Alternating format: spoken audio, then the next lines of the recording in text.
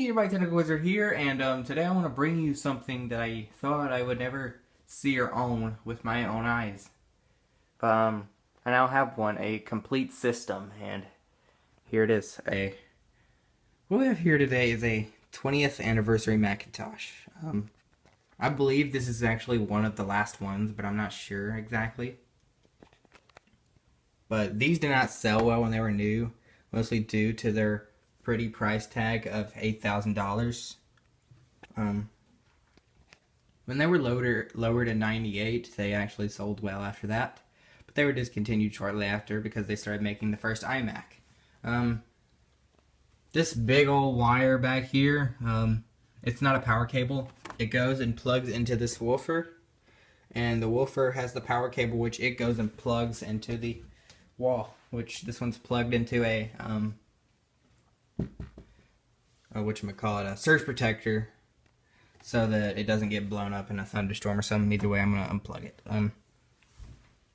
Here's the keyboard, which the computer picks it up as a PowerBook keyboard, but it's actually the authentic 20th anniversary Macintosh keyboard, which it's not USB, it's ADB. For those of you who don't know, this computer does not have USB, although you can watch TV on it. My voice cracked just then, but whatever. Actually has a bunch of the controls on the front of it, like brightness and volume, the TV control, the mute button, headphone jack. The CD drive's right here. CD buttons, eject button, and the floppy drive is on the side right here.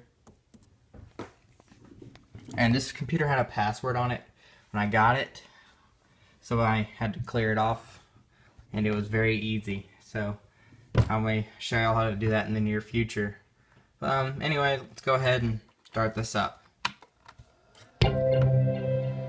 Oh yeah, listen to that baby wind up. These speakers in the computer are very interesting. They are Bose speakers, and this is a subwoofer as well, as I said. This computer, this specific one, has an issue where it doesn't start up correctly, so you have to turn it off from the back and then power it back up, because the green light doesn't want to come on. Ah, there we go. This computer is running macOS 9.0, in which these don't have regular IDE hard drives, they have laptop hard drives. So, this laptop hard drive happens to be dying because sometimes it'll click. And for some reason with this computer I got an extra power cable and a iOmega SCSI cable. May use them, but I'm not sure. Now, on this keyboard, you can take the trackpad off, like that, if you want to use a mouse. But you can disconnect it. I'll show you how. It connects right there, so if you want to use a mouse, just disconnect the trackpad, and you could hook in an ADB mouse easily. Now, I have actually been looking for one of these since 2011, because in 2011 was when I actually first became obsessed with old computers. Mostly old Macs and Windows 98 out of all Windows operating systems. I actually kind of wanted these originally, but when I saw how much they were, I was like, oh no, I'm not getting one of these anytime soon. But look at it this way. It's 2017. Things change. Yeah. This one's not in the best condition because I'll move out of light here. This is the leather on this is kind of scratched up. And there's a few little scuffs on the front of it. It's kind of dusty, and there's residue on the stand, which I'm gonna have to get that cleaned up one day. And the wire has tape on it because the cable shrunk. Now, I got this one pretty cheap for what they're worth, because most of them they're selling now cost as much as a MacBook Pro. But this one, it wasn't even $1,000. I'm not going to say how much, so just because I don't feel like it. Okay, here we are, loaded up. Yeah, maybe I'll make the beep noise. It'll kind of freeze up at first, but hear that? You have to press Alt, Command, and Escape, and hit force quit on this thing for some reason. So I'm going to go ahead and show about the computer.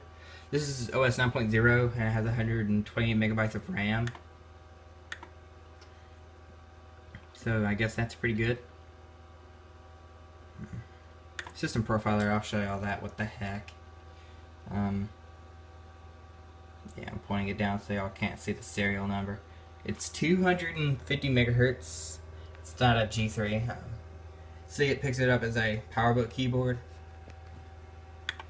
Devices and volumes, which this has a 4 gigabyte IBM hard drive. Wait, no, I may be wrong. It's maybe 2 gigabytes, but I'm not sure. Macintosh HD. Yeah, it's a 2 gigabyte hard drive. And this is just a regular CD-ROM drive. It's no CDRW crap. Let's see here. Yeah. I think this one was made in '98. I could be wrong. But this one has OS 9.0. And, yeah. This keyboard, it doesn't have any keys torn off of it, which is pretty good. But this one's in actually a-okay condition after all. It's kind of scratched up right there, but other than that, it's actually good. It's fully functional. After I clear off the password. And out of all things, I put KidPix on it. KidPix Studio requires a monitor settings of 256 colors. Huh, you know what? Your mom requires 256 colors.